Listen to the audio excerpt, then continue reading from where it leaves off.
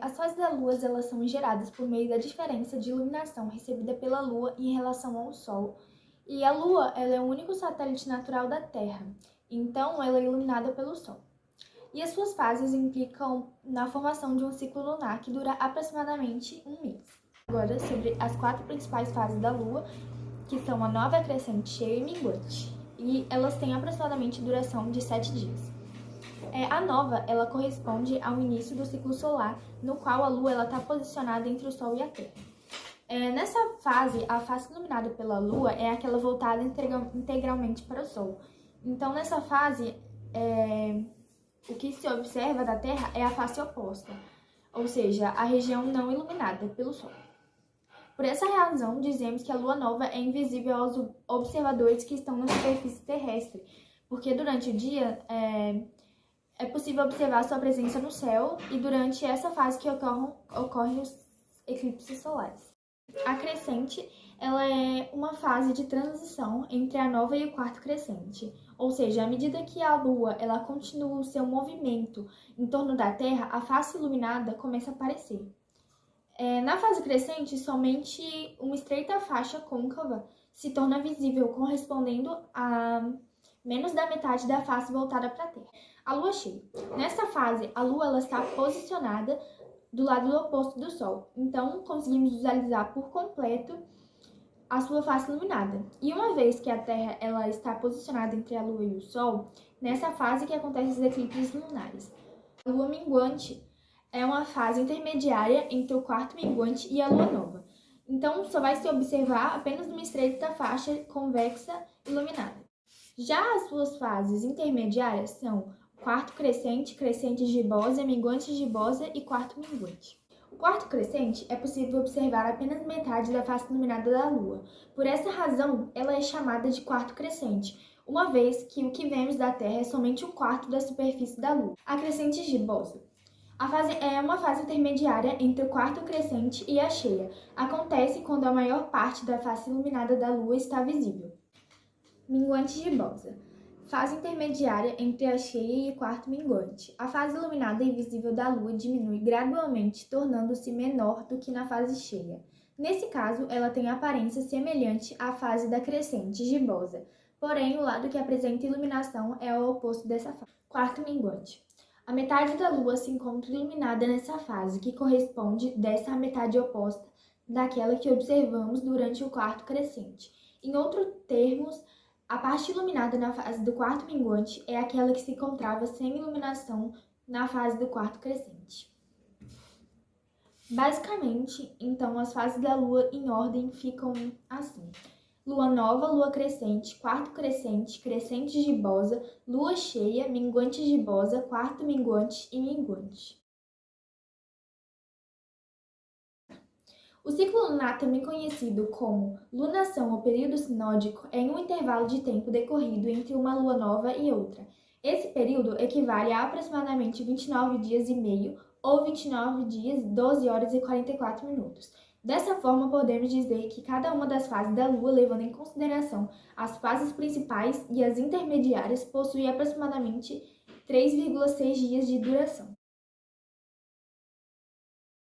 Falando agora sobre as causas da fase da Lua.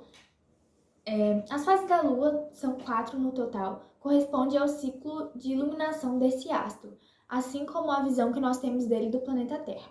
A variação dessas fases ocorre em razão da variação de posicionamento da Lua em relação ao Sol e à Terra. Nesse contexto, vale destacar que a Lua não possui luz própria, mas é iluminado pelo Sol. Portanto, suas fases representam a variação dessa iluminação vista da Terra por meio do deslocamento da Lua ao longo do mês em relação à esfera terrestre.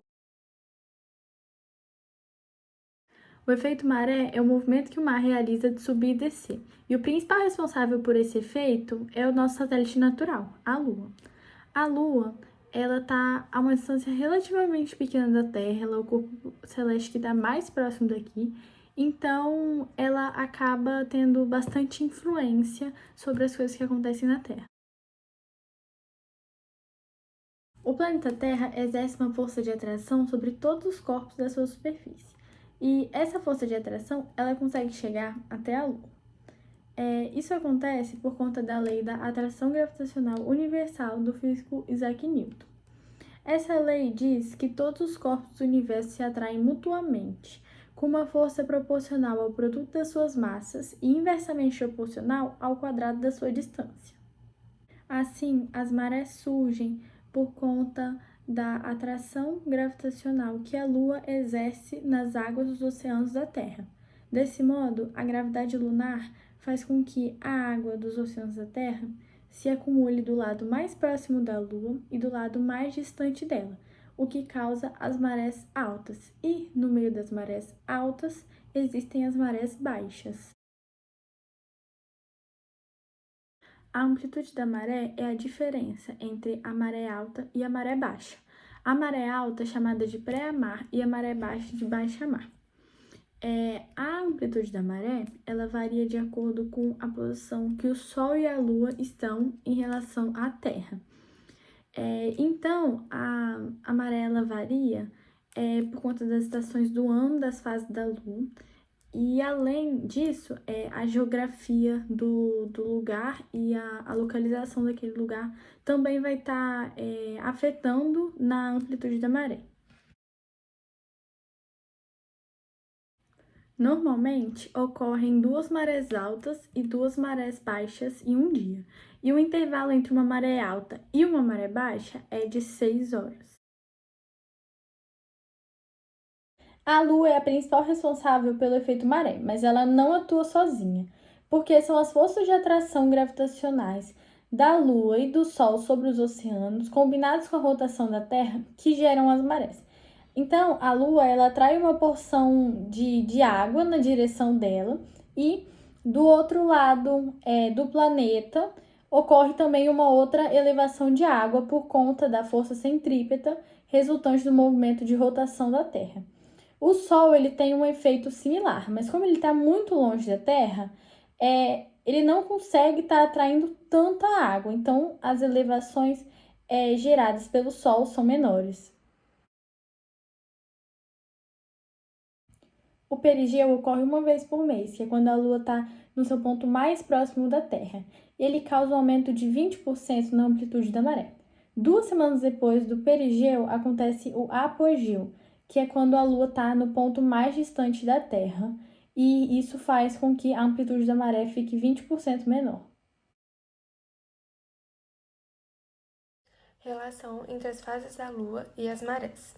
As marés cisígias significam que são as marés altas e as marés baixas, que pertencem às fases da Lua nova e Lua cheia. Durante a Lua nova, a Lua e o Sol estão alinhados no mesmo lado da Terra, e a força gravitacional combinada da Lua e do Sol cria marés mais altas e marés mais baixas. Na Lua cheia vai ocorrer o mesmo efeito. Quando a Lua e o Sol estão de lados opostos, a força gravitacional da Lua e do Sol novamente se combina para criar marés mais profundas.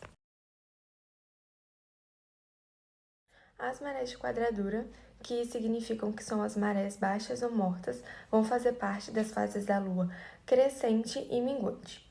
Durante a Lua crescente, a Lua e o Sol vão se formar um ângulo reto em relação à Terra, e as forças gravitacionais da Lua e do Sol vai se contrapor parcialmente, resultando em uma diferença menor entre as marés altas e baixas. O mesmo vai acontecer na Lua minguante. A Lua e o Sol vão se formar novamente em um ângulo reto, e isso vai levar às marés menos extremas, que vão ser as marés baixas.